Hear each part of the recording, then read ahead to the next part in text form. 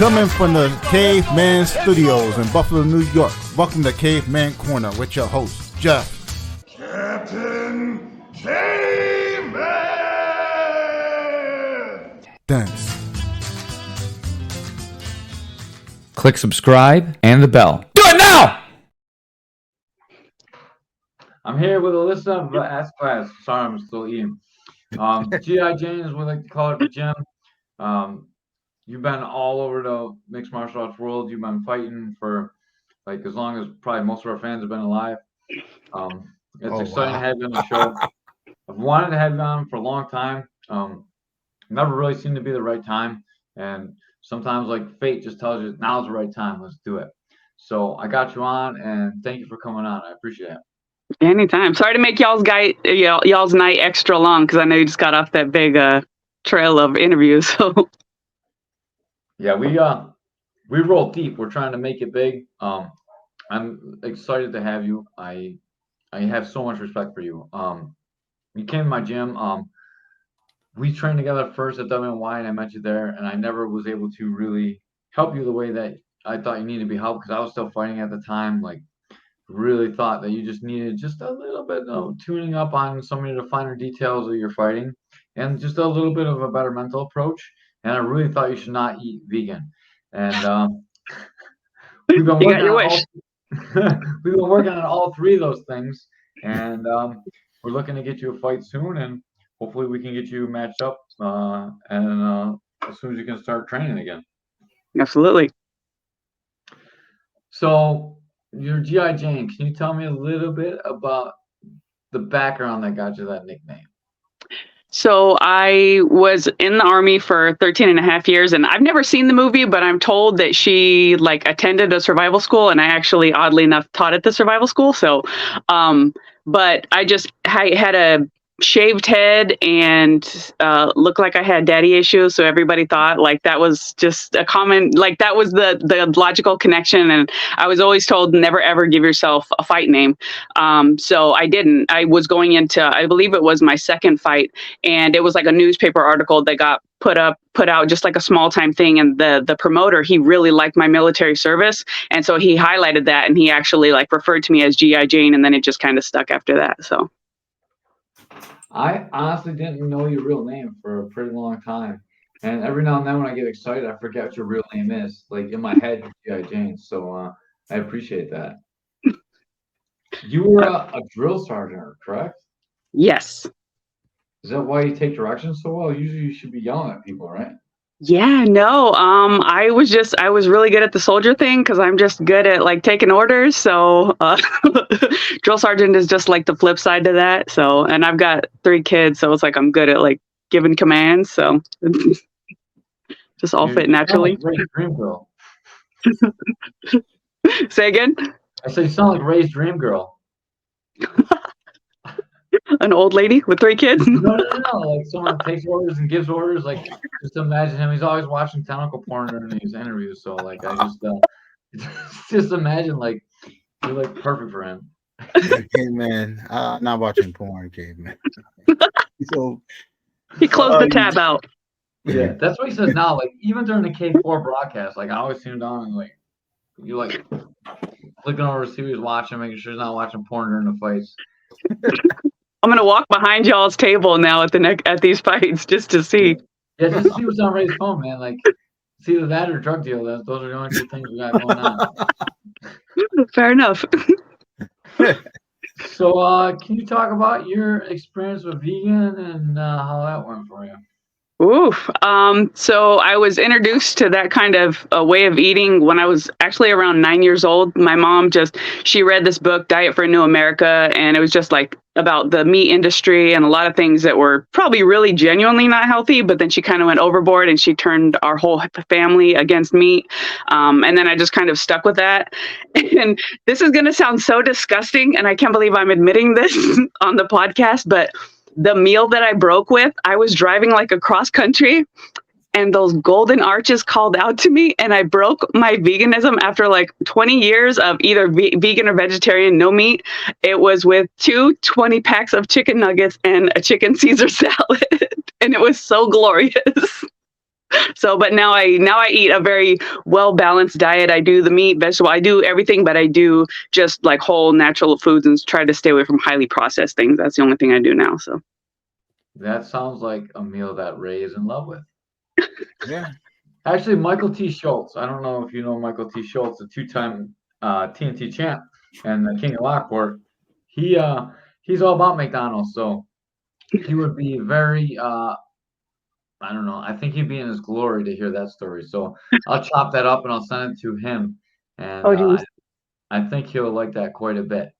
Um, so you have battled with issue with drinking as well, Mhm. and like it's hard to tell your story without going through like some of the bad times too. So can you bring us into that part of your life? Yeah, no, and I've done a lot of work, so now it's at a point where there's not really an emotional attachment to anything. So I'm okay to talk about anything without breaking down. But just I took my first shot of liquor when I was like, I think about 9 years old. No, I know for a fact I was 9 years old. And then 14 years old, I got into it, and then around about the time I was like 17, 18, off in the world, I got into it, and then joined the military, experienced trauma, like literally first week in Iraq, first deployment. And then like the gloves came off, and then I went through a divorce, and just basically I gave myself a bunch of reasons like why it was now okay for me to do it. And I just ran full force into it. And actually August 16th, coming up here shortly, I will be celebrating 1 year sober from alcohol. So yeah, now it is just not something that I can have in my life. And I'm not saying that in a way that like demonizes alcohol itself. It's just for people like me, I can't ever drink. And that's just a fact. It's kind of like having an allergy. It's just something that I can't have in my body. So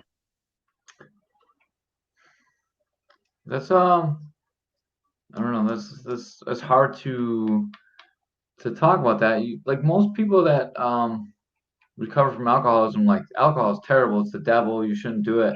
And you're like, yeah, whatever. It's just not for me. What about your personality that lets you do that? So I guess I've made so many mistakes in my life. I've learned to be just like less judgmental just in general. Um and then hopefully everything's okay with Ray. So Yeah, Ray in and out. He was fine. He was putting the speaker on mute. Something's going. He probably had to go yell at his dog or his kid or choke his wife. One of those things. I don't know. okay. But yeah, like, not to derail the conversation and make it biblical, but like even in the Bible, like people drink wine and it's like for celebratory purposes. And I know I've met people that I know that can drink and they have very healthy relationships and they don't go overboard. So for me to impose that on somebody else and be like, no, it's all bad, you should all stay away from it. While I don't personally think there's anything really positive that's ever going to come from it, if somebody's able to enjoy it in a way that is like beneficial or at least not detrimental to their life, then hey, I'm all for it. Just but if you have a problem, then you just need to be very real about it. So I haven't had too much experience with alcohol. I think I've drank maybe like 4 or 5 times in my whole life, and one was like when I retired, and then one was New Year's, and then another one was New Year's, and then when I tried alcohol like the first time. I don't. I'm a pretty addictive personality, so I've always tried to stay away from like drugs and alcohol because I know it's not something I can really play with because I have a tendency to go all in on everything I do. It's either all or nothing, like you obviously know that like with the gym and with fighting and like it's just not something I could do. But I didn't find much enjoyment from it. Like anything that makes me feel bad the next day, I don't generally enjoy to do. yeah. Um, Well, and can I just say, like, people that have that kind of mindset, that's always something that I've, not in a negative way, but I've actually always envied it. Like, wow, I wish I could be that way, So mhm. I think that's What awesome. how does it work in your mind? Like what made you like stuck to it? What does it feel like? So when I do it, it was not really about the enjoyment factor. Like even regardless of what the scenario was, whether I was alone in my room or I was out with a group of friends, my intention was always I want to get as numb as possible as fast as possible. And that was always what it was always about. And I could have lied to myself and been like, I'm going to just take, one drink here, or I'm just going to do this for social reasons or just to have fun. But that was always a lie to mask the fact that I really did at the end of the day. I just wanted to get straight to that. And so I had a problem. I had other stuff that I needed to work on that I've since worked on. But at that time, I just had a lot of stuff that was back there that I just wanted to escape from. And so that was like my quickest way to I don't want to think about this stuff. And so I'd start drinking, and then I'd start thinking about the stuff, and then I'd drink even more so that I would forget about the stuff. So I'm glad I don't have trauma that makes me do that, I guess. I'm not sure. My escape is I either play video games or I punch people in the face. And punching people in the face usually seems to make my problems go away. Sometimes I choke them too, but I really like punching them better. I always found, even before that, I was picked on a lot as a kid. So before that, I enjoyed lifting weights until I was able to beat people up. And now that I can beat people up, I enjoy that more. I don't know, I wish it's so hard to understand how other people think. And one of the things about people with addictive personalities and that found the alcohol, I'm so interested in, because I feel like just one different turn in my life, that could be me. Oh yeah. Well, and I think that's what makes you, I'm not trying to make you uncomfortable when I say this, but everybody that's watching this, they know you more, odds are they know you and they've interacted with you and they know that you're genuinely a good person. And I think that's what makes people good people, is that they have that very real, just knowing of I could be just like you. So I'm not going to judge you, because I know if I make the wrong decision, I could literally be in your shoes. I'm not going to make that decision, but I know that. So. Yeah, and I know you were struggling for a while, and I was trying to give you the wellness checks, but you disappear. You're a little bit flaky on social media at times. That's not an offense, but it's hard to get a hold of you. And then I had the wrong number for a little bit, and I was texting the wrong person. And but I've always been trying to keep in touch, and I really don't know the best way to help someone that's struggling with this kind of problem. The best thing and it's not going to work for everybody, obviously, but my thing is just letting them know that you're there, kind of a thing.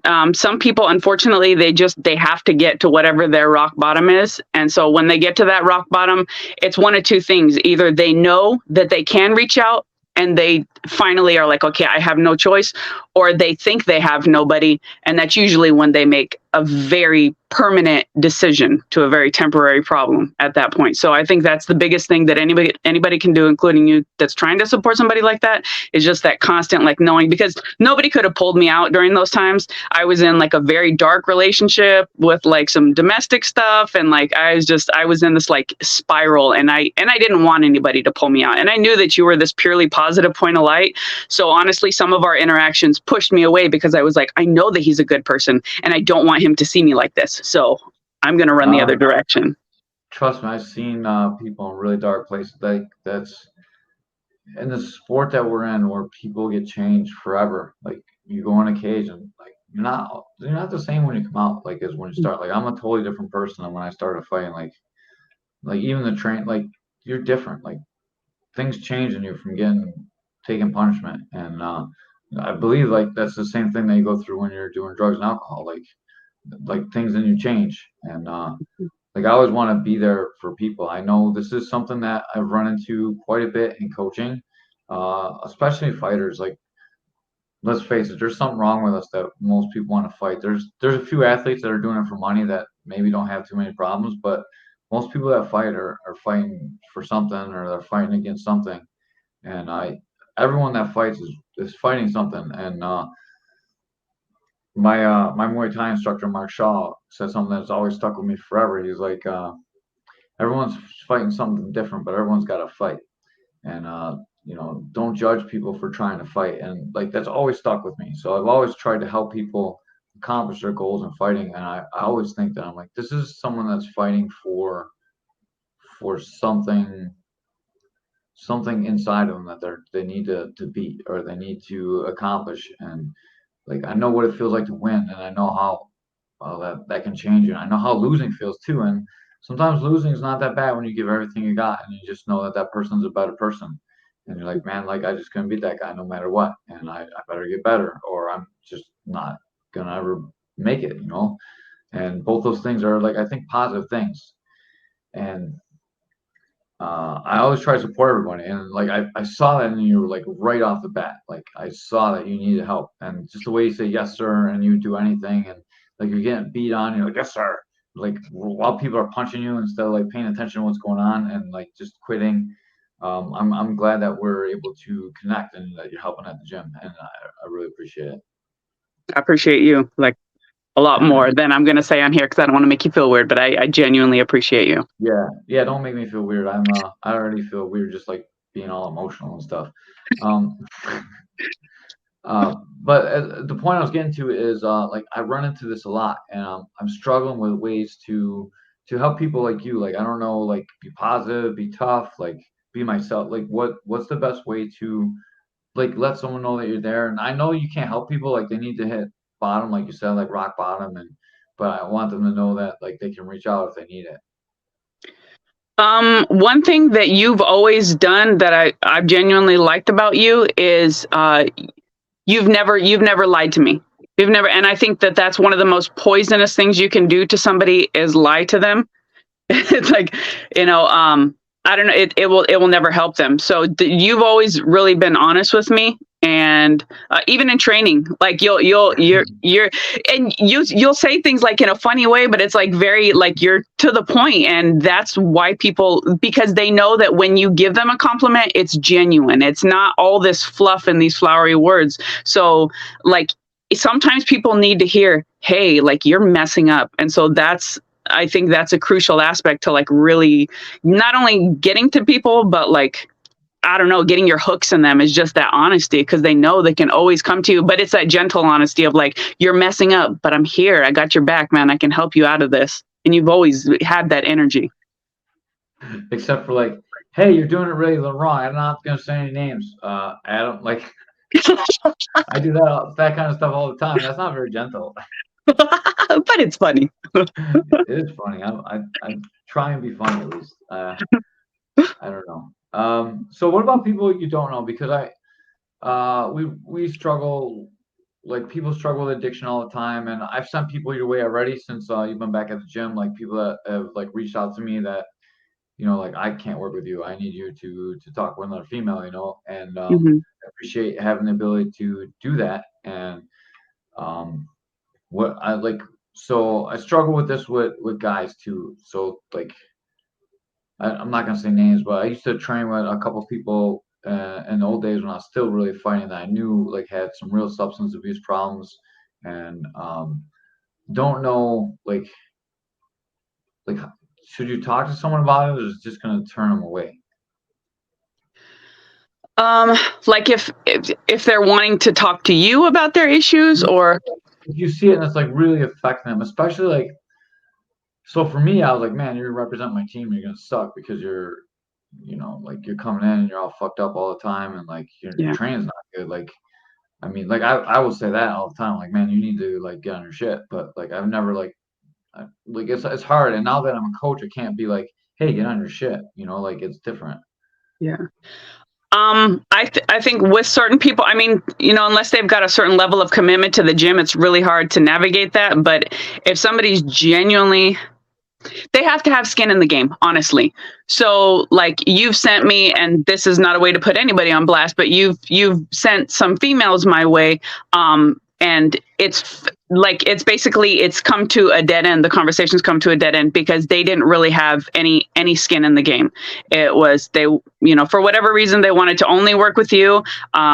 Sometimes females have some twisted things that they need to work out, and working with a male can kind of bring out some ulterior motives in them. I don't know. I'm not really trying to go too far down that rabbit hole, but I think that it's very appropriate if somebody's at a certain level of like, hey, you need to get this taken care of, to maybe have a list of resources, but then tell them like, you absolutely need to do this first. It's putting the cart before the horse. Everybody wants to come in and be the spectacular fighter. Or they want to do this. They want to get the glory. They want to get their hand raised, but they don't want to put the work in that comes up to it, or that leads up to it. So, And that's true for the sobriety, everybody, I don't know. I'm kind of going off in a million directions because I'm thinking of all these different scenarios and things that I want to like talk about. But that's the biggest thing I can say is I don't think there's anything wrong with putting some onus back on them, because that's also going to be good for them. If it'll make them feel like a sense of like accomplishment, like, okay, I did this. I went and I went to my first AA meeting, or I did this. And you can, and I'm always here if you're ever like, hey, this person has a problem with this and I have nowhere to like send them. And there's tons of resources. This area is so rich, especially with like substance abuse. There's a lot of support in this area. So there's no reason that anybody should be suffering in silence. I like that. And that's important that we do that. And man, I don't know, I'm getting old and soft or something, but now that I got a gym and I feel like I want to give back more and more to the community. We did the fundraiser for the veterans. I had you guys pick because, like, honestly, I would just pick something that's going to give me a good tax benefit, and I wouldn't really like do too much research into it. I want to give back, and I want to give back in name and look real good. Like that's part of it. Like, I'm not gonna lie. Like, I want the gym to look good, and I want to sell like, oh, we're helping all these military people, but I do really want to help people too. So I reached out to all you guys that actually served in the military and like, hey, what do you guys think is a good charity? Because I don't want the money just to go to somebody. And to be honest, the people we give it to, I don't even know. Like, I don't even know if it's tax deductible. Like, I didn't even really look into it, and that's why I did it in the first place. And then like I didn't really do the due diligence to research, but like they have a tax ID number.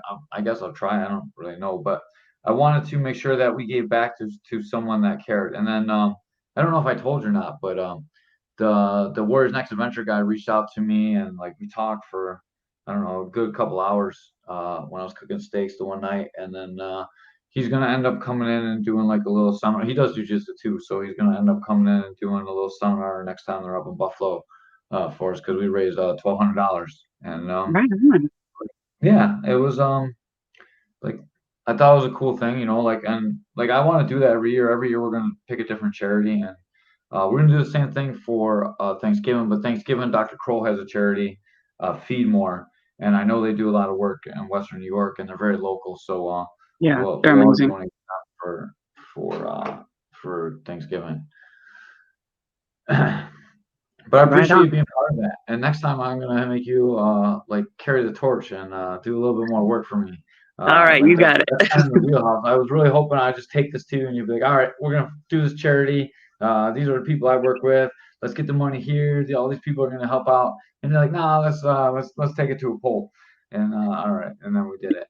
Yeah, well, and that's the thing. And for anybody that's watching this, if you're ever interested in giving, there's amazing websites out there. Candid is one of them. Like Caveman spoke about doing the due diligence, and it'll tell you like a lot of information. And there are some amazing sounding organizations, even here in Western New York.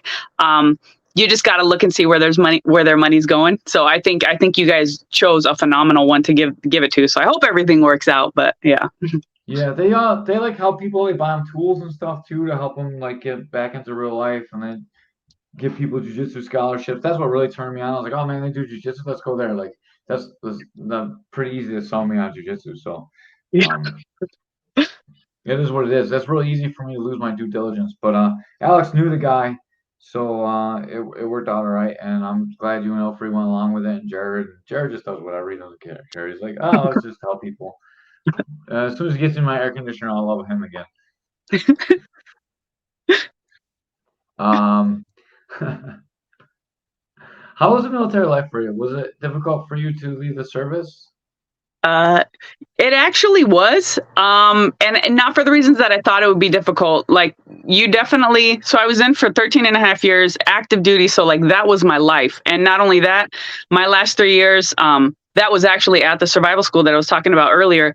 And where I was operating, I was like over, like for all intents and purposes, I was like the seer mama. I was like over the whole school. So I would receive them on day one, do their shakedown, and then I would be the one handing them their certificate. So I'm with them throughout the whole school. So like day, night, I have to be available. So the job becomes your life. And it's okay because you kind of, like, I don't know, you get into this work mode and you switch real life off, and it's just like, okay, all I got to do is like the mission, go, go, go. And in a lot of ways, it's actually easier.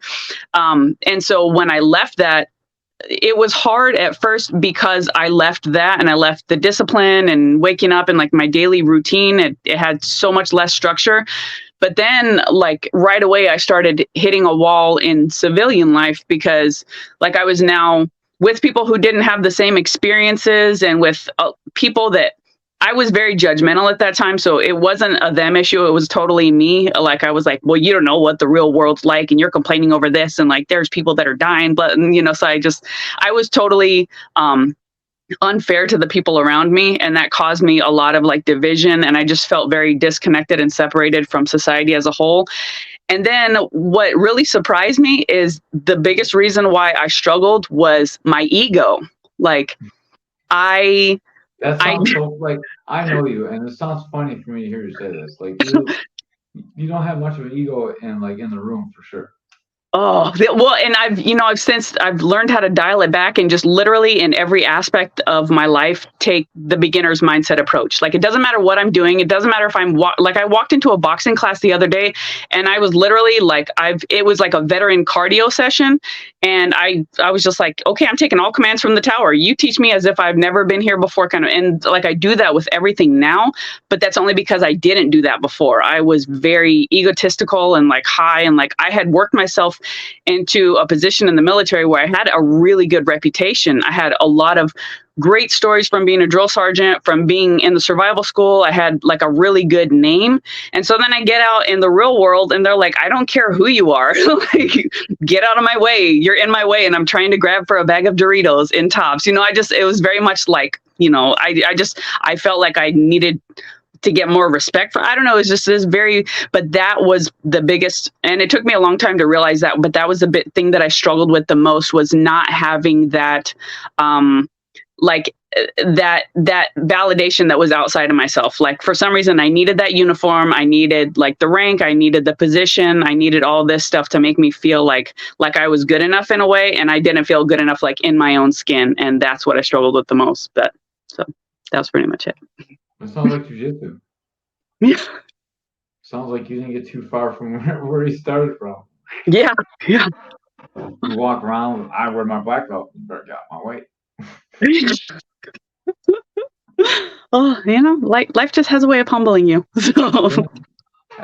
Like you talk about that struggle, and like that's a real struggle, and like everything we do, like with anything with a hierarchy, like where you can move up in the ranks, like, you know, like, so like when I was a white belt, it was like different. Like, and now I'm a black belt, and I feel like whatever, people give me respect. Like, I'm like, I don't need to warm up. Like, I'm the coach. Like, those things hit you, and I had one of those moments today, and decided, like, when I do the tournament, I'm gonna take my own advice. I'm gonna do what I say I'm gonna do. I'm going to like really train for it. I'm not just gonna like go out there and do it. Like, to me, it's always it's just a tournament. Who cares, you know? Because it's not like a fight.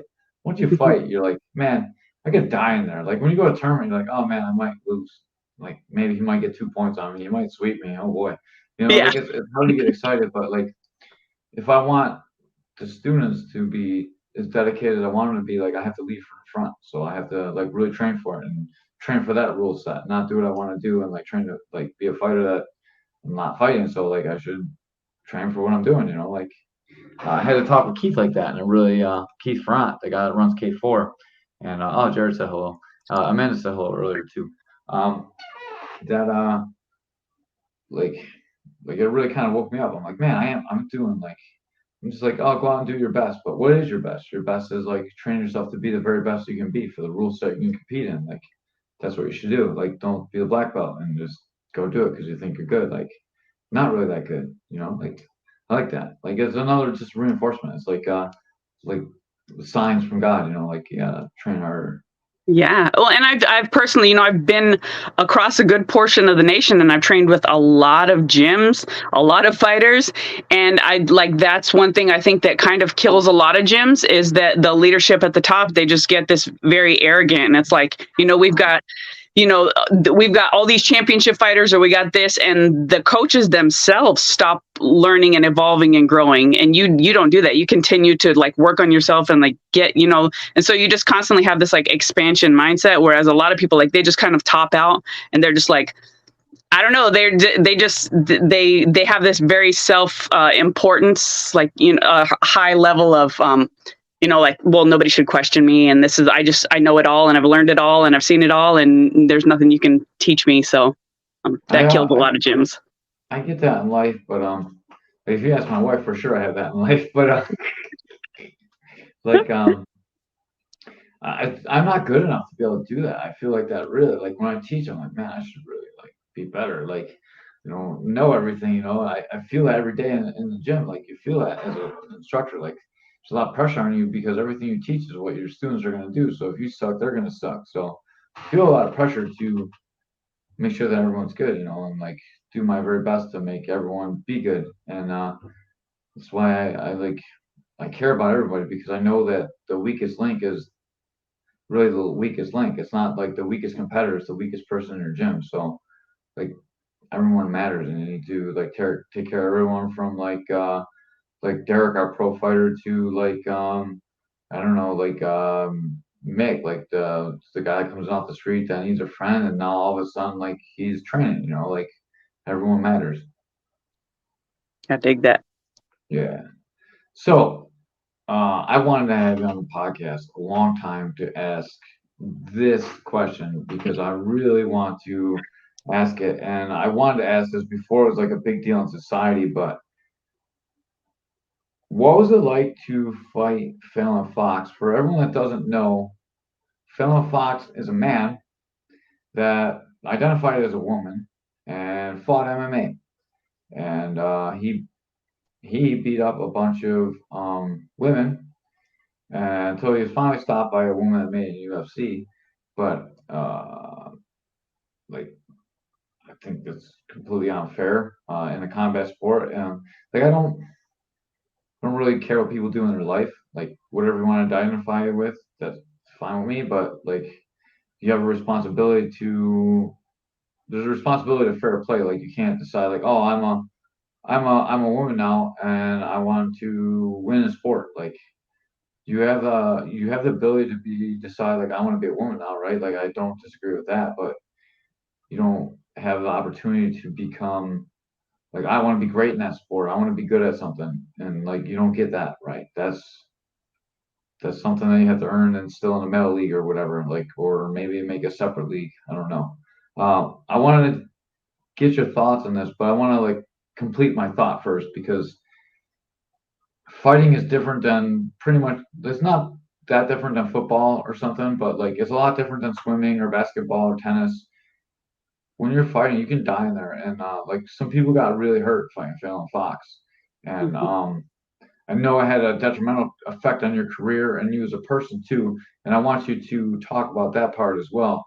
But people don't understand, like, there's differences between men and women. If you take a 125-pound UFC fighter girl and you take a good high-level amateur 125-pound male, I almost guarantee you, unless that girl is like Shevchenko, that guy is going to beat her. There's huge physical advantages in the sport, and explosiveness, and the ability to generate power, and the ability to take damage, because our bodies are built differently. Absolutely. And I'm with. I know Joe Rogan's been talking about this a lot, but ever since I found out that you fought Fallon Fox, like, I felt this for a really long time, and I've never got the opportunity to say this like live on air, so I wanted to do it now. And then I want you to tell your story for like everyone that's watching, everyone that will watch, because now that we said all this stuff, I'm sure it's going to get some traffic. So let's make sure that we do a good job and represent ourselves well, and we speak clearly, and make sure that we're expressing our opinions and we're doing it respectfully. Mm-hmm. So, yeah, I took that fight. It was going to be my last fight before I went to Iraq, and Had no idea. And I will say this in case it does go anywhere. There was one time when I was interviewed and I thought that the promoter himself knew that Fallon was, a man or previously a man, however you want to say it, whatever's politically correct at this time. And I don't, his name was Clay Goodman. And I genuinely don't believe that he ever knew. And I think he was a truly good man. So I just wanted to put that out there because I apologize. I think that hurt his feelings when I had said that in an interview. Just an ignorant statement. But I went into the fight and Fallon was hands down. And like, I'm a pretty beefy female. I'm usually, regardless of if I'm like outclassed, out technique, like strength wise, I'm pretty strong. And Fallon was hands down the fastest, strongest person I have ever faced. And, thankfully, I was tapped with an armbar, but like I had passed out at that time. So they almost didn't call it in time. And like, I almost got my arm broken. But I get up in the stage and, I give Fallon a salute and then Fallon like hugs me. And I find out later, it was like, so anyways, so I lose the fight and then I'm kind of like, oh man, like I feel just so bad. And it felt like such a one-sided fight that I then took a fight that I shouldn't have taken a fight. And this is not a slight against the next promotion or the next fighter, because at that time, it was like, you just get a fight whenever you can get it. But like my next opponent outweighed me by 27 pounds, should have never been a legal fight, but I was desperate to get like a win before I went to Iraq in case anything happened. Or no, that one was Afghanistan. So anyways, year goes by and I get a phone call from a buddy of mine. She was a fighter. I don't think she's fighting anymore, but her name's Gina Begley down in Kentucky. And she was also an MMA reporter for, I think it was like Bluegrass, Underground, MMA, something like that, something to that effect. And she's like, so how do you feel about Fallon? And so she asked me in a way that was like, I didn't know what she was getting at first. And then she's like, okay, she's like, so it just came out that Fallon was actually a man. Not only, and I know people say, well, the hormones change and everything, but I want to say this clearly. It's my understanding that Fallon lived inside of a male's body for at least 32 years, served in the Navy, was like a high school wrestler, so there was a lot to like this male body before any kind of transition, before they went to Thailand and got everything shaved off and, cut off. So that was a man's body that I was facing in that cage, regardless of how pretty it looked in a bikini at the time. Like it was a man's body. And so I was very upset at that time because I was like, nobody told me, nobody gave me the ability to say yes or no to this. And if they had just, that was my whole thing was like, you can do whatever you want. You can fight, but your opponent has to agree to what they're stepping into. And unknowingly, I stepped into this, and I know myself, and as strong as I am as a female, and as much as I like believe in my abilities, I have a very real understanding of the human body, and I know without a shadow of a doubt that like there are a lot of things that men are just better at than females are, especially like at a similar weight. There's no way I'm ever gonna, big shock. Like there's differences in our bodies. I know. So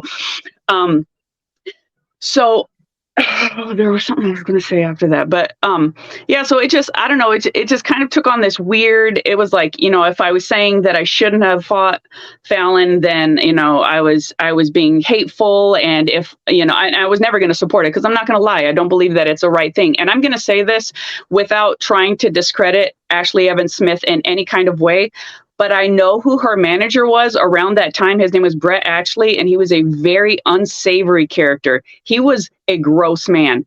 And I know for a fact, because he had a little too much to drink, they threw that fight because there was too much heat mounting up against Fallon. So Fallon, her first amateur fight, she jacked the chick's arm up pretty bad. I was her third amateur fight. She then flipped straight to pro. She cracked Tamika Brents, which anybody who knows Boom Boom Brents knows this is a beefy female. Tamika Boom Boom Brents like cracked her skull. And at that point, everybody was like, man, like get Fallon out of the sport. So then that next fight, she was like in a tournament And then so she got all the way up to the top, and then she lost to Ashley Evans Smith. But it was about the long game at that point. They wanted to keep Fallon in MMA, and so they thought if they lost that fight, then it could prove, well, it's more level than you guys are trying to say. It's not so one sided because she hasn't blown through every opponent. A woman actually got the best of her this one time. It wasn't a legit win. I mean, it's a win on the books for Ashley Evans Smith. Like I said, not speaking bad about her. I think she's a nice woman. She's an awesome fighter. But Fallon would have destroyed her if Fallon was fighting Fallon's game that night, and she just wasn't. It was strategic. So I never heard that before. I'm glad that I had you on. Like, so obviously I don't have like millions of people like Joe Rogan does, but they talk about that quite a bit, and they always say, "Oh yeah, like she finally got stopped by a woman," and like I'm glad that you brought that to light. I never knew that. So that's what happens when you put a couple of drinks in somebody who's a pretty sleazy guy. He'll let you know all the secrets behind the scenes. So. Yeah, like, man, I don't know if they can even say that on air, like on a Rogan podcast, because they have like so many followers and stuff, and who knows what they can really say and not really say and be canceled. Obviously we don't know everything about everyone, so yeah. And you can't say that without discrediting Ashley Evans. Like, there's no way to say that without taking a victory from Ashley Evans Smith and like making her to be inferior. Mm-hmm. I had a whole bunch of follow-up questions in my head, but I was actually listening to what you said. And now they don't make sense, so I was like stumped for a second. Can you talk about how that changed your confidence in yourself as a fighter? And like, because we talked about it a little bit off air, and you made it not off air, like in the gym actually, and you made it seem like you were like that was it for you. You're gonna quit, and it really brought you to like because you went overseas and you served, and then you came back and you're thinking about not fighting. Can you talk about how it changed your mindset too? Like obviously, the fight, like is not good, and you can find a fight I'm sure online, but I would like to hear like how it changed you mentally. Yeah. So I'm just like you were talking about earlier, I'm just one of those weird people that I just love to fight. For whatever reason, it's just something that I genuinely I love. I can't explain it. I love it. And that whole experience, I at that point, I can honestly say for a very long time, I hated the sport. I despised everybody that had anything to do with it. And it just became this weird political, it wasn't, and MMA's never really been like clean, but in my mind, it was now so dirty because of all of this. I'm like, now this is totally polluting the waters. And I'm sure like, not to get too political, but like similar to like the females that then now have to compete with this transgender person. It's like, well, what are you even doing to our sport? Like, this is something that like we love and you're making it weird now. And I don't know. And then like I said, it's just for so many reasons, I was just like, why am I doing this? Why am I doing any of this? It felt gross. I wanted nothing to do with it. And I was just really disgusted by the sport in general at that time. So. I'm going to jump right back to this point in a second, and we're going to talk about like how you feel about women in other sports. But I want to go back to when you're competing like that, and it takes that love away from you. Like MMA is like already like a very rough sport, and if you don't love the sport, it's very difficult to compete. And so much of that love comes from like confidence in yourself too. And like once you lose that, it changes a little bit of you as a fighter. And I'm not sure like they even have it back now. Like you seem a lot like I watched the wildness of your old fights and I compare it to you now. And I know like life changes you too, but like I see a different mentality when you're fighting. And do you think that changed you, or do you think that life has changed you? Like this is a question that's like outside the interview, like me personally asking you as a coach. If like my mind and the fighting has changed. Yeah, because of the like your confidence in yourself. Like you look like in your old fights that you're like the man. Like I don't care if I get hurt, stopped, or anything. Now you're like maybe I'll take a backseat to this one. I don't know. Like you're just like it's different. I can see the difference in you. Like I'm having difficulty expressing it in words, but I can see it. I can see the difference, and like I can see that in a fighter that's like not had a loss where you've been dominated to like that, and wondering like is that what did it, or like the next fight after that, or a couple losses in a row. Like there's could be a lot of things. Like I'm just wondering the impact this one particular fight had on you. I would say probably two fights have, and it's something that I'm definitely, I'll just have to work through it with training with you, and it's just gonna have to be something that But when I first got in there, it was just this wild, like it was almost like a street fight, like, and it was a street fight for me because I had no training. I was just getting in there, and I was like, yeah, like, and like I would like tell myself like my kids are on the other side of the cage and I've got to get through you to get to my kids. And like I didn't like I would like black out in fights and like I wouldn't and I would just be at the end and I'm like, okay, like we're done. But the Fallon fight, that was the first time I was ever scared because it was the first time where I was ever like like I said, I don't know if I passed out from pain or what because she had me in an arm bar, but like I when I woke up, I thought my arm was broken and I was just, I don't know, I was just in my mind like something catastrophic had happened. That fight jacked me up for a very long time, and then one that got stacked on top of that was I was fighting a woman, Amanda Benjamin, and for all intents and purposes, I should have beat this woman, and I got cocky and I got sloppy, and I wasn't, I was not training with people like you, let's just put it that way. And I kept dropping my left hand. I just kept these crazy overhand rights. And I think it was like shortly, just under like a minute in the first round, she connected with one and already in training, I knew something was messed up with my eye, but sorry, my sleep things coming on my phone. So already I knew something was jacked up with my eye, but I went into the fight, didn't say anything. The first one she hit and I was like, okay, something's not right there. The second one, she comes straight down and it blew out my orbital. It like, it shattered my nose. And so like instantly, like my face broke and it was like the worst pain ever. And I fell back into the cage. You could see it. I was instantly done.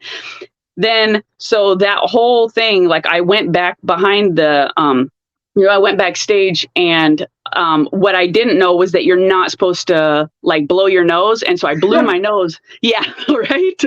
When I tell that to people that actually know, as soon as I say that, they're like, yeah, you're a knucklehead. So, and it instantly blew up. And then like I kept swallowing blood. So I'm like, okay, this is serious. But they had only one set of medical staff there. So I didn't want to mess over the promotion because they still had a couple more fights. And if the medical staff took me to the hospital, they would have had to stop the event. So I was like, I'm good. Y'all just go out there. I'll sit here until they're done. But I knew I was lying. And I was like, okay, as soon as they leave, as soon as they go back out there to watch the fights, I've got to go to the ER.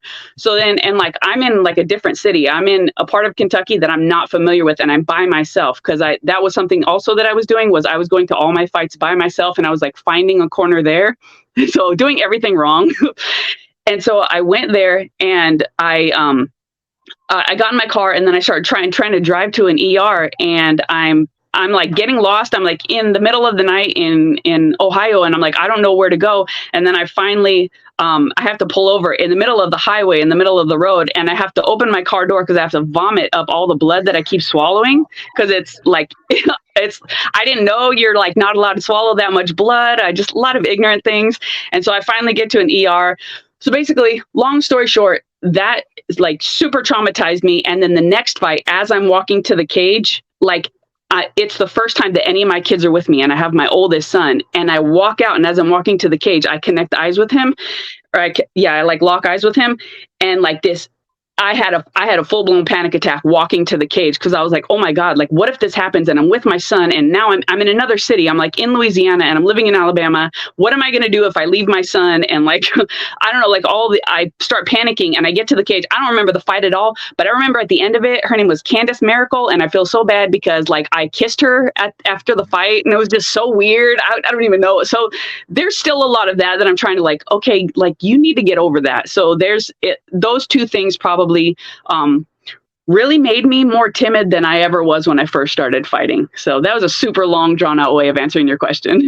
So I really want to get back to Fallon Fox, but I got another follow-up question. So when you fought and you had the nail polish issue at King of the Cage, was that the next fight after that or what? No, that was oh yeah, after Candace, then I think that might have been my next fight after that was when I fought up here with y'all. So if you've never fought before, like you go out and you're like, you get ready to go in a cage, and whatever you do to mentally get ready, like you've already done it by the time you walk up to the check-in. And Mhm. then the referee that's not in a cage looks at you, make sure you're not oiled up, and like your nails aren't too long to scratch out someone's eyeballs. Not that they really do that anyways, but they check it, and then you see the guys are all scratched up anyway, so they don't do a very good job checking it most of the time. But they looked at your fingernails and they saw you had nail polish on, and the lady's like, Mhm. "Nope, take it off."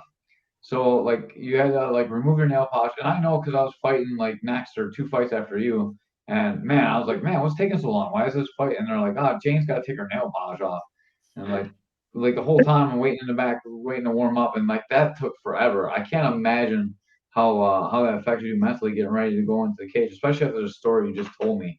And Uh, like I'm not making excuses for you, like or anything like that, but I want people to know like one thing in your career can change. Like we listen to all these stories and they're all one after another after another after another, like just a decline from one event in your life, and mhm. like I I want the decline to become an incline, but I want to realize like how damaging this was. Like this is just like setting the piece of the story, one after another, after another, after another. One of these things, like one thing in fighting can change your whole career, and that one thing could have been Fallon Fox.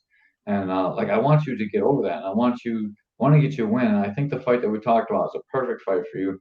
Come back to and win, and we'll get you your next stuff taken care of, and then we'll worry about that. All right. I really want to hook this up. This is something I really want to do as a coach, and I wish I would have done it. I wish I would have been more open to talking with you and working with you. Like we always work, but I didn't really take the time I needed to make it great. And I want you to go back and get that win that you need, like to win your fight that we talked about earlier, right off the jump in the podcast. Yeah, and this is the first time, and I've talked to you and Amanda about it. It's the first time that and not to say anything about any gym that I've ever been a part of before. They're all great, and but this is the first time I've actually felt like I was a part of like an actual fight family. So, what I'm not gonna rush anything on my end, and whenever it happens, I know that I'm gonna be fully prepared. Because if you tell me to go, you give me the green light, that means that I'm ready. So. Yeah, yeah, and we'll make sure you have a comparable opponent. I'm not gonna get you into a 21-year-old girl that's like savage off the chain. We're gonna get you another person equal. Like, and I know some promoters, so I'm pretty sure we can make it happen. All Um, right. yeah. The next thing, I want to jump back to the Fallon Fox thing. So, it's my understanding that she filed like HIPAA stuff with the state of California, and the state of California told the promoters that they don't have to that she doesn't have to tell the promoters anything, that she's protected. I don't know if that's true or not, but that's what I heard, and that's why they didn't have to disclose that she was a man. Do you know if that's true or not? That was my understanding of how that happened. Because and like I said, that with that promoter, that I was like, well, you knew. No, he didn't know because they were allowed to hide it from him. Yeah, and like I don't know if that's how it is now, but man, if that's how it is, that's crazy. Like it shouldn't be like that for fight sport. A man should, I guess, unless you're in Russia or you sign up for it. Like I guess if you want to fight a man, you should be allowed to fight a man. I think. Yeah. Well, and that's that was always my thing. It was like that's the trade-off, man. I hate to say it to you, but it's not going to be the way that you want it. But if you want to get into this game, you have to give all the details up front, and you have to give your opponent the right to choose. If they say yes, cool, fine, let it fly. That's cool. But you can't hide that kind of information, because like you were saying, like this is a very serious sport. Like people legitimately get killed in it. And I have no doubt that if that ref wouldn't have stopped it, like she would have snapped my arm, and like I said, Tamika, she cracked her skull, like, and she was probably still holding back at that point. If she would have gone full force, like who knows? Yeah, So like the damage that's possible to happen. Like even like when two men fight, you, Michael Venom Page like caved in that guy's skull with a flying knee. Now imagine that's like Fallon Fox on you. Like no, I don't want to imagine that, but like that could have been you. Like your skull could be you'd be dead. Like it's a yeah. very real thing. Hmm. And to like flash this back, like now you have the same thing happening in swimming. You see like a swimmer come in and she wins, like she sets world records over and over again.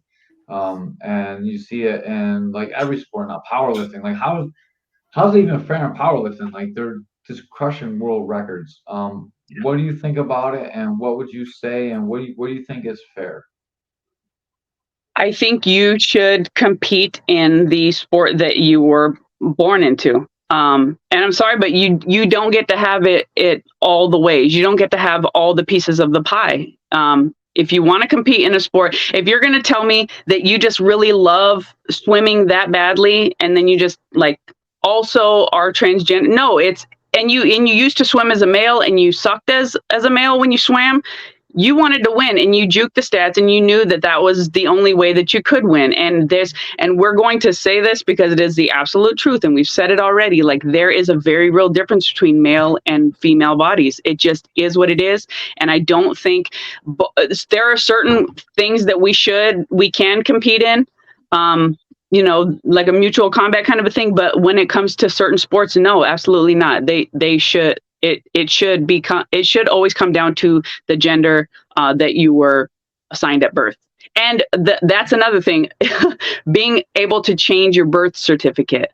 Like it's, if you don't, I don't know, now I'm kind of derailing, but no. I strongly believe that males that were born into a male body at birth should compete with males. And if you want to change your gender, then okay, that's fine, but you can't compete in that sport. That it just is what it is. So Do you think it's more fair to make a separate league for those athletes, or do you think it's more fair to have them compete against, like, say you're a male that transitions to female, but then you compete with males? Like, man, I don't think anyone's gonna really. There's not gonna be a lot of money for like a transgender leagues most of the time, and there's really not that many competitors, I would think. I mean, no, there's got to be an answer that works for everybody. Like the root of getting to solving a problem is to come up with a solution, right? So like just arguing on both sides doesn't really get much done. So like finding a solution is the right way to do it. Like Josh Kettery is like the perfect guy to like say that. He's always like find a solution, like sit down and talk like regular civilized people and you can find an answer. But well, and I think that kind of tells you what the motives are, because I'm okay with an all transgender league. Like that's cool. Whether or not it gets the attention, it gets the traction, that's not the point. You now have this place where you can compete, and it's awesome. But I guarantee you're not going to get a lot of transgender athletes that want to participate in that because they don't want it to be level. They don't want the playing field to be level. There's a reason that they go after these sports. So I don't think they'll want to participate. But I say maybe that's how we test it. Okay, fire it up. Let's do it. Let's make the transgender league. We'll do it. We'll support it. Might like be like the WNBA. You're not going to get a lot of people buying your tickets, but it's there for you if you want to compete. If you just purely love the sport and you want to do it right, then we'll make a space for you. But will they do it? I don't think they will. Yeah, I don't think so. Ray's gonna compete in female figure skating. Hey, Crazy Caveman. I want to know what song he's going to choose. Yeah, what song would you skate to, Ray? Britney Spears. I Did It Again, or whatever the name of the song. Oops, I did it again. I can see you skating to that song. Did you know Ray is multi-talented? Ray made a bikini for Bikini Girl before. Wait, what? I never know. No, okay, man, don't say that. You're going to get him in trouble? No. So we had this girl on, and I don't know, maybe episode 13 or 14 or 15. Yeah, it was a while back. Yeah, we're like at almost 200 now. And Ray, Ray and Sequan leotard, they're the best. Anyways, Ray promised her that he was gonna. She does the bikini competitions, and Ray promised her he was gonna make her a bikini. And every podcast since, I've been getting on her shit to have him make her a bikini because I found out how expensive the bikinis are that they compete in. And I was like, man, I would never pay that for any kind of clothes, anything on it. And Ray's like, I can make one way cheaper than that. So I've been waiting. And I think we can market this Caveman bikini competition.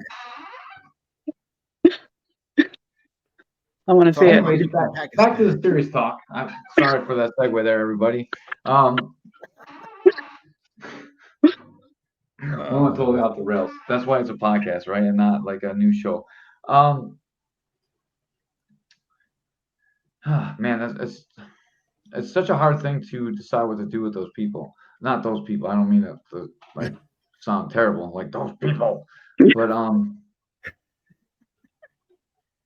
like it's attention-seeking behavior, you know, like and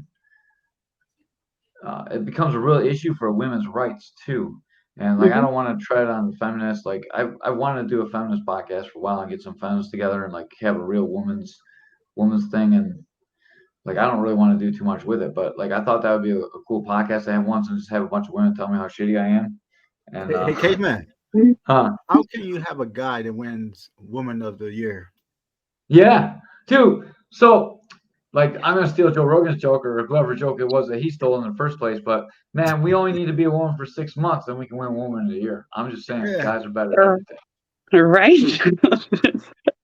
I mean, and it's kind of funny to me to watch these women that like champion, like these natural women that champion it when I don't think they really believe it. I think that they just regurgitate what they think they should say in this day and age, but they don't really believe it. But it's like, so you're basically letting a man win once again, technically. Like they get to take all your shine, they get to be a better woman than you in every sense of the term, win all your medals. Like it's just it's comical to me if you look at it like that way. But yeah, no, women are women. Women give birth, and I'm on that train 100%. So I am also pregnant, so I believe I can give birth as well.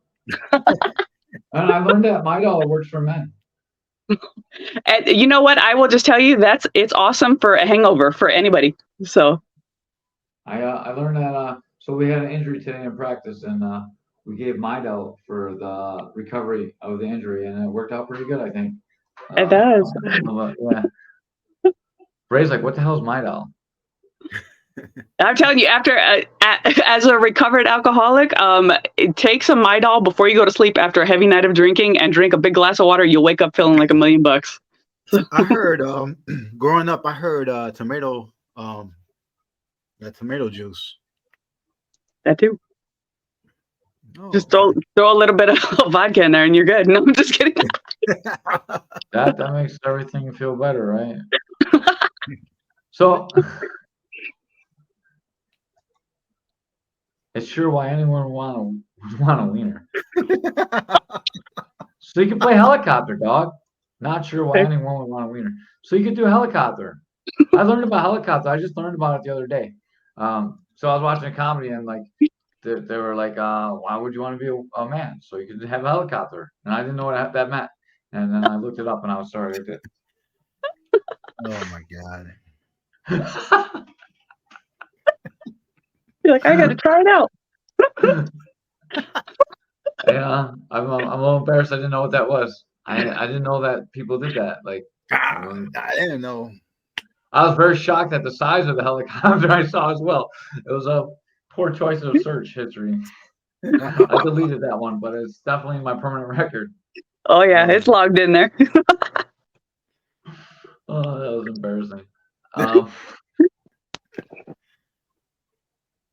Did you suffer any so now if you speak out against Ray, you're not telling us something. What? So there's a lot of social pressure now if people come out and they speak against transgender rights. You dealt with the Fallon Fox thing when this wasn't really going on. Have you ever had any blowback about this, or are you worried about people trying to cancel you? I mean, you do have kind of a prominent job. I'm not worried. Just because I'm not worried. Whatever happens to me, and I'm not going to go along with something that I don't believe in wholeheartedly. Because, full disclosure, I believe that there's going to be a judgment for all of us at the end of this life, and I would much rather make people in this life pissed off at me than to piss off my heavenly Father. So, truth is truth. So it is what it is. So Well, on that one because I'm coming back to that later. okay. I have like a whole. I want to talk about that part later. So before you jump into that segment, let's dial it back and let's talk about the social pressure. Then I was saving that to finish on because I think that's a good finish. And then we can you can tag Kung Lee in a minute, and then he'll be happy with this last part too. Yeah. I will say though that I think that a lot of people are going to start speaking their mind. I think we've kind of been under this kind of like this cloud or this veil of whatever you want to call it, this hypnosis where everybody's just kind of followed what they think they need to say, and they don't really feel that way. It's like you don't feel like you don't believe that a 15-year-old girl should have her tits cut off, and you don't believe this stuff, but you say it because you think it makes you look good on social media. And I think we're getting fed up with that. You can really feel this, like, okay, the tide, it feels like it's at least going to come to a point of contention where it's like we're not going to go along with it anymore, and we're going to tell you like this is how we feel. So we'll let the chips fall where they may, but I think you're going to start hearing a lot more of people, at least for the children, looking out for them, because I just think that they've been like the victim in all of this, in this crazy argument that like us adults are having. They're the ones that are suffering. So yeah, full disclosure, when all of this was going on, Joe Rogan and I actually sent a couple emails back and forth, and he was like just like the best, most supportive, like, yeah, that was so fucked up, blah blah blah blah blah. Like he was awesome. So he's always spoken with a consistent voice on this topic, and I appreciate that. Yeah, I always thought that like you have to like Joe Rogan now because of like all the stuff we talked about. I've always like I tweet at him every now and then. Like your story, like I just like I'll ask about, like I it's a G.I. Jane Fallon Fox. Like every now and then when they talk about Fallon Fox, I was like trying to tweet, like not like he's ever gonna see it because he doesn't even look, but I'm glad that he reached out to you too because he's a huge proponent for this, and every time he talks about it, I think about it. Yeah, I think about you. So like it's hard to have you far from my mind because like I think about it a lot. Like that sounds like kind of like weird. I didn't mean it like that. Like you're not in my mind every day. Like I'm not thinking about it every day. But every time I hear that topic, like I think about you. Like that. I didn't mean it like that. I don't want you to be all weird. But like I think about your story all the time. Every time I hear him talk about that, I was like, man, that's so fucked up. And like so it has a general impact on me. Like when I hear all these stories, like every time, like it reminds me of you. And I like think about like so what flashes in my hand is Michael Venom Page like flying near you in the face. I'm like, oh my God, like that's what could have happened. Like it could be that. And man, it's terrible. And yeah, you definitely should be worried for your kids' age group. Because kids are feeling a lot of social pressures. They don't know any better. Like kids are really fatty, and it's a really trending topic on like social media. And like I'm a conspiracy theory guy, and I think it's like people trying to destroy our country from the outside to the inside, or people inside our country trying to destroy our country. But like that's a conspiracy theory for another day. We'll try and keep this regular and on board and not totally get off the rails. But I would like to do conspiracy theory on that someday, and we'll see. Forrest, I do conspiracy theory podcasts too, but I have to convince Forrest of the conspiracy theory, and so far I have not convinced him on one thing. So he's a pretty smart kid. You should go back and listen to those. Those are good ones. Check them out. Yeah, definitely. And now we can finally get into it. You recently found God, and first you found a water fast, and then you found God. Did they relate to each other, or is this like two separate things? No, they actually did. So I entered into the water fast, and full disclosure, I was raised in the church. I was like baptized at the age of 11, and then I immediately went out into the world and got like pregnant at 14. Yada yada yada. Just super dark. I'm glad y'all are enjoying it. And got like super into the new age and all the stuff, and like made myself my own God, and like all roads lead to heaven, there is no hell, and all that stuff. So it was actually earlier this year. So I had started a water fast, and oddly enough, it ties into Amanda because I was on the 6th day of the water fast. And as I was driving towards the fight, it was like, a little over 2.5 hours away. For whatever reason, I really wanted to like listen to Christian music. And I did. And I was listening to a song that like my grandma used to love. And it was talking about the crown of thorns. And when I heard the crown of thorns, it struck me in a way that I've never been struck before. And I was like, okay, this is weird. And I immediately wanted to like continue to listen to Christian music. And I was like, I don't know what this is, because I'm very much like, I'm like Cardi B. I'm like, I don't F with you. Like all that, like I'm listening to all the songs, and like, it's, I like hard music. And I just, for whatever reason, I just only wanted to listen to Christian music. Then, for whatever reason, I really wanted to watch The Passion of the Christ, which was really unlike me. And I could not turn away. Like something in me kept being like, you have to watch this. Like he suffered for you. So the least you can do is watch this. And this isn't even him actually suffering. You've got to watch it. And I felt really compelled and I was glued to it. Like, and I was sobbing at the end of it. And then I continued to watch it. And like, I think it was like day 10 or 11 of my fast, somewhere in there. I'm watching it. It's like the third time that I'm watched it at this point, still on the same water fast. And for whatever reason, it was like towards the end of the movie, they're showing one final scene of the Last Supper. And when he says, the character that's playing Jesus, he says, "I am the way, the truth, and the life. No one comes to the Father except through me." When he said that, I'm not trying to say that this was God, because I think sometimes people speak out of turn when they're like, God did this to me. I'm just saying I had a supernatural experience and it felt like a shot to my heart and immediately. And it was like, I know this is the truth. And like I said, I'm not trying to put this on anybody. I'm speaking for, this is just my personal experience, Sharon.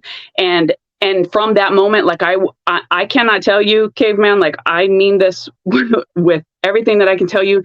It was the most instantaneous change ever. And like, I immediately got soured to things that I really liked. Like I was very sinful. Like I was like smoking and doing what I wanted. And I was still in that relationship at the time that had like, abuse and all that stuff. Like I was in all this stuff and I was doing things outside of marriage that I shouldn't have been doing at the time. And I was doing just like a lot of things that I had gotten so used. It was like that frog boiling thing. Like my boiling point to sin was so high that I no longer felt what was really sinful. I couldn't really identify it, but instantly it was like all of that peeled back and I was like, poof, and everything felt instantly like, no, it's dark, man. You gotta stop. And I can't explain it, but ever since then, it was like, I got to day 18 of that water fast.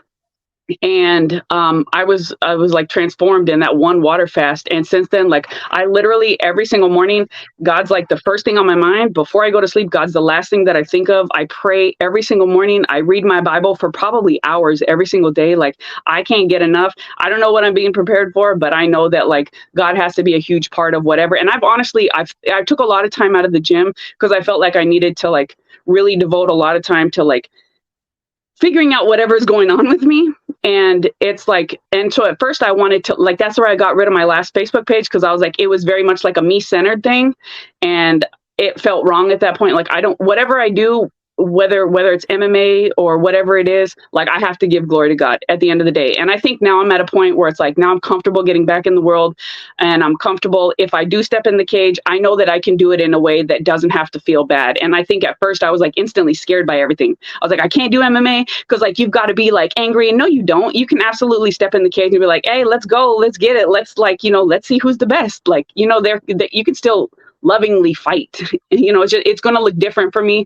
But so yeah, again, another long drawn out way of saying my life was completely changed. And that water fast, I wasn't doing it for spiritual reasons. I was like, I want to clear out my brain because I'm getting ready to dive into school, and I want to clear my chakras and like very new agey. And that was my original intent. And I feel like God had other plans, and I was just completely changed. So you went new wave and you came back old school. Yeah, 100%. Yeah. So, hey, Caveman, we gotta have Kung Lee on here. Yeah, we should send him this part. Send him this part of podcast at like an hour. Send it from one. Tell him to watch from 1 hour in. He'll like this. We had Kung Lee. He fought in UFC. He actually fought for the title against Bisbing. Was that a title fight against Bisbing? Not sure. I don't know. He was a title contender at least for UFC. Yeah, Strike Force he fought then. Yeah. So he's like this huge guy, and he found God, and we had this huge long podcast, and then it made me have another. Actually, I had another podcast with another Christian guy first, and then I had a Muslim podcast with Mustafa McBride, and like we've been really trying to hit the religious front a little bit too. So like every one of your stories kind of falls in line with what we had going on, and like there's just like a lot of signs today that we should have you on. So I thought it was a really good thing. I believe in signs, and I have a weird belief in God, but I believe in God too. And hey, Caveman. Yes. Conley texted me today and asked me if I'm gonna read you the Bible tonight. That's funny. He texts me every now and then. Are you reading the Bible? Yeah. That's good. We'll talk to him. Ed Rogers says you have to write a book. You should definitely write a book. You should have like a. Do you still do your podcast? Mm-mm. You should go back to do your podcast. It's just going to be like, here's a huge chunk of my life where just don't do anything that I did during these years of my life.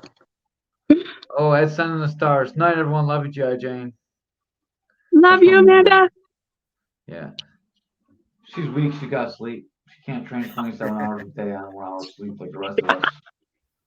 Oh, that's a one hard working woman right there. Yeah, for sure. Thank you for helping her. She made one of her goals happen too because of you. Like I appreciate that. We had a lot of drawn out talks. You know, you better cut it out. You better stop pushing so hard. And, you let me be the good cop, and I appreciate that. Yeah, we did good cop, get bad cop, and I'm always gonna be the bad cop. I don't want to be the good cop. Good cop sucks. Even Dr. Kroll's awake for this one. I didn't know you were still up, Dr. Kroll. So me and Dr. Kroll, we always talk about the difference between men and women, and he's got so many examples for this. Like talks about like high school soccer team beating an Olympic soccer team, like boys, right? Women. Like there's so many differences. And Dr. Kroll's a huge believer in this. I'm not sure how much he really wants to talk about it or like be put on talk for it since he's like has a professional doctor's license as well. So like I don't want to drag him into it too much, but I'm sure he's very fascinated by your story. And like he was there for you, so he understands. Like he was in the corner too, and hopefully we have him in your corner too when you finally fight. So we have a good PT there because you're a little bit older. No offense, and you could definitely use some PT work when we get in there and we do it, and especially with some of your other health concerns, we can definitely give it Dr. Kroll. We can work around it too, so we can get you back in the cage for sure. Right. I kind of really asked you that question about fasting and the water fast and God because I feel like in the old days people were very spiritual and a lot of that had to do with fasting, and I think you can really find yourself and like your real true self when like I really think a lot of our food is just poison too. So like, absolutely. Not only are you like poisoning your mind. Yeah, and it's like hey, this. Look! I got your sponsor. Stop! I want to hug. I want to hug Ed. I would give you a hug for sure. Oh man, I lost my train of thought. What was I just saying? About I will just say that I do think that you're right about that with the food. Yeah, about food and yeah. So like we poison our minds with like the internet, like, and we're seeing a lot of stuff that we're not really meant to see. We interact with more people than we ever should, and we poison our bodies, and all these things are going at once. And like you do a lot of fast. So not only do you fast your body, you fast your mind from social media. And like I always think it's kind of flaky because you like disappear for a while and then you always come back. But like it's hard to like there's consumers of social media and there's people that use social media to make things happen. Like obviously like me and Ray, we can't not have social media. We need to advertise a podcast and like we use it to create drama actually. Like so we're always trying to make drama with the 765 guys because they suck and like all kinds of stuff like that. So but you get away from everything and like I'm sure it brings you some clarity too. Yeah, absolutely. And I don't think that anything is wrong with balance. But I think balance in this day and age is really hard for a lot of people just because not only are we consuming food, you're absolutely right about the quality of the food that typically the standard individual, and not even just Americans, we've kind of like outsourced this love of sugar and refined sugar to the world. And now we have like a global obesity and the numbers are rising. So yay, America. But we, and it's this, and people are constantly eating, they're constantly consuming the social media. The social media is more dangerous because you're feeding that need for connection, but you're not actually connected to people. So people get really into this internet world without ever having that time in the gym where they're actually having that physical interaction with people. I think that really impacts a lot of people. And just so for me with the fasting, I see a lot of, not only do I see a lot of like healing benefits and like regenerative, cleaning up the body and getting rid of all the cells that my body doesn't need anymore. But like it does something for me to be able to say no to something that's you do need food. You can't go forever without food, but it's just, I was an obese teenager. And so I did have a very bad relationship with food at one point. So even that, like I needed to check myself because I would go like on these like binges, like constantly, like every single day, like I'm just like consuming and consuming and consuming. And, so yeah, I think that a lot of people would probably benefit greatly from some form of fasting, even if it was just intermittent fasting. Just dial it back a little bit, but it's just there's no break for anybody. It's just this constant consumption, and it like numbs them to what really matters, honestly, like real life, real connections, real relationships.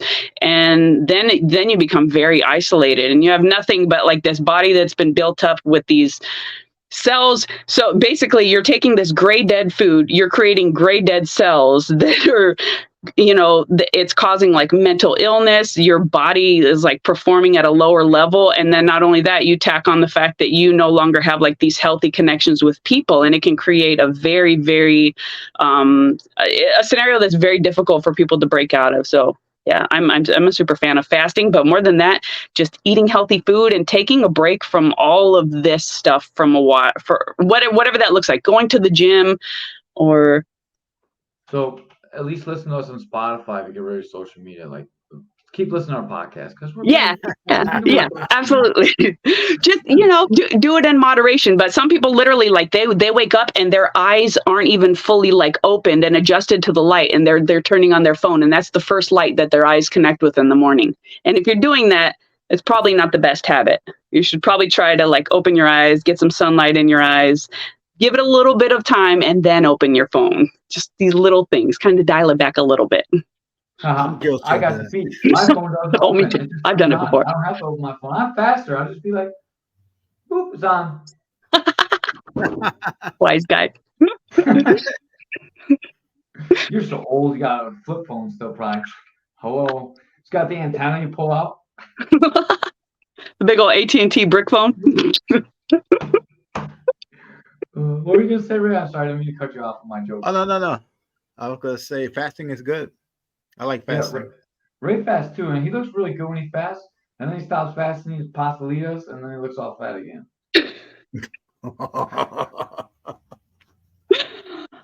Caveman's always good at keeping us humble. Yeah.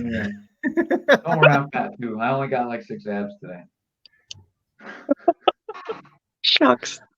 I must say you look physically better today when I saw you. Last time you were training, you started to look good again. And then I saw you when you came in for the belt promotion, and you looked fit when I saw you. So I was happy to see that you look fit, even though you haven't trained a little bit. And I know you had some health stuff going on, and you still look fit. So I'm glad that you're eating healthy. And to be honest, every time you disappear for a little bit, I always get a little bit worried about you. I know this time you found Jesus, which is like good, but it can get bad too because it can go real culty. And Oh yeah. like I'm always a little bit worried that you're gonna get drawn into culty stuff. So like when you said Jesus, I was like, oh man, this is gonna be either really good or really bad. So I'm glad it didn't go really bad. Yeah. No, this one's a totally good one. So. And I don't mean that in an insulting way, but like people can get really culty with religion too. And Yeah.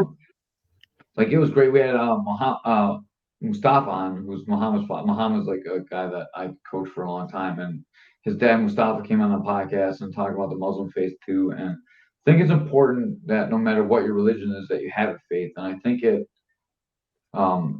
we're always going to argue, like we're humans, we're going to argue that we think our version is right. But I think like I really think that having some, my Kung-Lee's going to be mad and shut off the podcast right now. But I think it's really important that we all have something that we believe in, whether like other people like it or not. And I think that belief makes us better humans, as long as we're not like worshiping like goat eaters or like the devil or something like. But as long as you have like a normal kind of established. I mean, what is even really a normal established religion? But as long as you're like following something with moral tenets that help you grow, I think you're doing pretty all right. And even like I think it's even more impressive to do that and be atheist because like there's nothing that judges you. Like I kind of believe that like you're not judged at the end. Like why would God care about us? We're like little like fucking bugs on a planet that's flying in this great creation that he made. You know, like why is he I gonna don't care know about about humans? That's that. what I really feel like, and like I don't think that anyone judges us, and like I still try and do my best because like at the end of the day, like there is something, there is some reason that we're all here, and like we need to strive to be be good for whatever the reason was that we're here. Yeah. Well, and honestly, I will tell you that and I've seen some militant Christians um ultimately at the end of the day, I can only speak for my religion. If you say you're a believer in Christ, Jesus, when he came to this earth, he said there are really only two commandments: love the Lord your God with all your heart, soul, mind, and strength, and then love your neighbor as yourself. So it's not my job to judge anybody. I am called to be completely loving to everybody. Whatever you do, that's between you and God. If I get a chance to obviously share Jesus, I'm going to do it whenever I get the chance, and I'm not ever going to shy away from it. And I'm always going to claim, profess the truth that I truly believe in my heart. But at no point in time should I ever be looking down on somebody and be like, "You are wrong for this," or "You are doing this." If somebody asks me, "Is this action sinful?" The Bible says this, or the Bible says that. Like I said, there's truth, but at the end of the day, love. We are always to lead with love. So. I love that, and this is why like I got on a.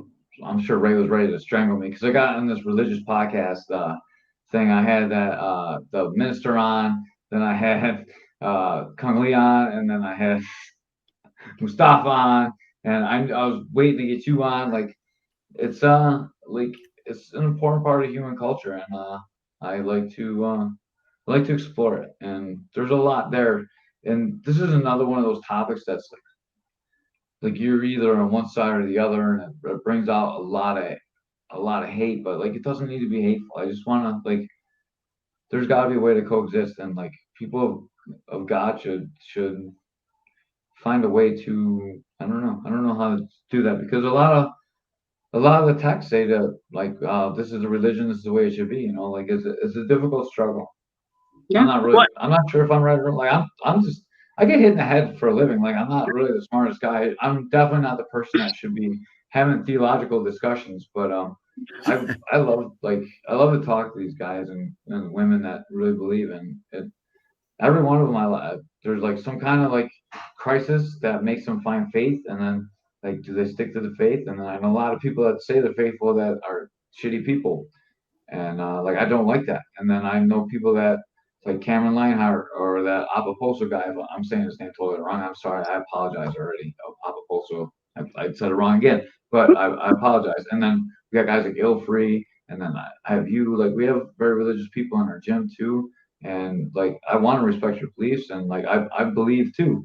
I just believe a little bit different. Yeah. And like I said, we're not ever supposed to take a self-righteous stance of I'm going to hammer this. No, absolutely not. I love you, I brother, feel, and that's where it is. So yeah, I felt signs from God, and the only time I really like felt the hand of Christ, and then Ray, like, hopefully you have a short story to share too. Ray's like, one time I shot this guy, and I felt his spirit leave his body.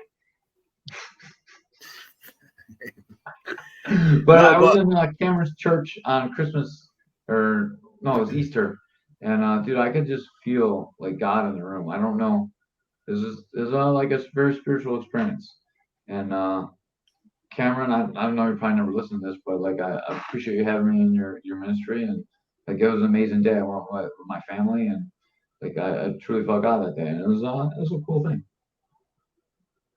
yeah, when I go to church, I feel good. You know, I can't explain it. It's like I feel like a feeling. I just feel good. that's that Holy Spirit. What? what? And then All right, Lee keep bugging me about getting baptized. So now that we probably lost every viewer in the area, is there anybody that you're looking to get help for? I know you do a lot of work with charities, and you help out a lot of veterans, and you do a lot of good work. Is there anything you really want to plug while I got you on here? Pete, there's been a lot of comments. This is a good podcast, so this one will probably get seen a lot. So if there's anything you want to plug, that was a good time to do it. Oh, I want to plug Integrity Gym. You are now my new favorite student.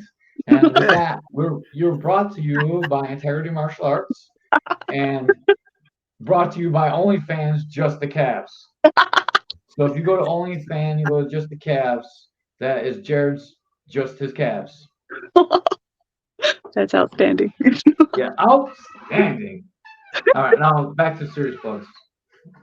Yeah, no, the only thing I can really talk about is, I'm back in school now, so I'm stepping out of a lot of things that I do, but the Community Veterans Engagement Board, if anybody is interested in Western New York and getting involved in the veteran community in any capacity, link up with the Community Veterans Engagement Board, and that's through the Veterans One Stop Center of Western New York and Western New York Heroes. They both co-chair it, so it's an amazing group. It's a collaborative of a lot of nonprofits and a lot of organizations that really help out not only veterans, but their families and then the communities of Western New York, because that's really what it's all about. It's not just the veterans, it's their family members, and then how do they integrate successfully back into the community as a whole. So nice. Do they have a location? Jared, wow. Do they have a location by an Napa store? The Veterans One Stop Center or Western New York Heroes? One of those two. Western New York Heroes, I think, right? With I think so. Or something? I think, yeah, they have like a... Yeah, they're right in the building that I work in. Oh, stop. Yeah, they've got an amazing facility for their dogs. Like, it's awesome. Mm-hmm. So our secretary walks the dogs when we're in there. That's awesome. She comes in early to walk the dogs. That's awesome. I thought that was a cool shout out too. That's so crazy how small the world is. Also, this is not for all of you fans, but this is for all the Integrity members. On August 19th, since a lot of you are watching, I can see how many people are watching. On August 19th, we're doing our picnic. Ray, you're invited to, even though you don't come. You pay membership, so you can come too. You don't need to actually come to the gym. As long as you pay me, you're allowed to come to the gym. We're gonna do a picnic on the 19th. I'm not gonna disclose the location on the podcast, so you guys can just reach out to me and I'll tell you. It's in the chat group and stuff too. But we're gonna get a picnic. We're all gonna get together and hang out, and it's gonna be a family affair. So if anyone gets out of control or does any substances and gets a little bit wild, we're gonna Mick's gonna put you in his trunk and you're gonna disappear. So Mick is the guy that takes care of the bodies at the gym, and you don't want to disappear. So keep yourself under control. We should have all the kids, and I'm trying to make it be a good thing. I'm bringing hot dogs, hamburgers, and just gonna come out and try and have a good time. Butch got the spot for us, so I really want to give back to the members and appreciate all you guys. And I'm gonna post this in all our groups. So if you watch all the way till now, thank you very much for watching to here. Our members are amazing, and G.I. Jane is one of our members. So I want you guys to understand and know her. I had Butch on, I had G.I. Jane on, we had Derek on. I appreciate all you guys. There's a lot of great stories in our gym, and we're a family. We should know each other. And thank you so much for coming on. I appreciate it. I know it was a last minute thing. You're in another podcast. You're hey, I'm hey, why don't you come on the podcast right now? I got nothing to do at midnight. Yeah, well, thank y'all for having me and inviting me on. And again, Ray, I'm sorry that you got drugged back on here for this and that you both stayed up so late for this. It is definitely worth it. Thank you so much. We appreciate you, and thank you for your journey. I'm sorry that you experienced Fallon Fox, and the next time we're in the cage, I promise you we're gonna get that W for you. And, absolutely. That is my gold standard. We're gonna get you a W, and doesn't matter who it is. We're gonna get that win, and it's gonna be a comparable opponent that's a fair fight, and you're gonna smash this girl or guy, whoever you decide to fight. But if it's a guy this time, you're gonna know. Yeah. Nope. I'll say no up front right now. We'll just. I think you could be anyone from the 765 team. I'm just playing. I mean, I saw them starting stuff in the back of the room at the last fight, so I know there's at least a couple on there that I got a good chance against. So. Yeah, you definitely take Jacob out. The guy that was gonna slap Ray. We'll send you in for Ray's light work. Yeah, I got you. All right. Thank you so much, man. Have a great night. Thank you, gentlemen. You too. Country. Thank you, y'all. Good night. Jane Ray. Yeah. Told you. That was a good one, Caveman. Yeah. I know I missed half half of it, but you know. Yeah, right. All the cool ones you miss out on. That's all right. I'm just kidding. She was Listen, military drill sergeant, but she wasn't a cop, so you were here for it. I'm glad. I had to let the dogs out, and I ate a sub, and then I came back.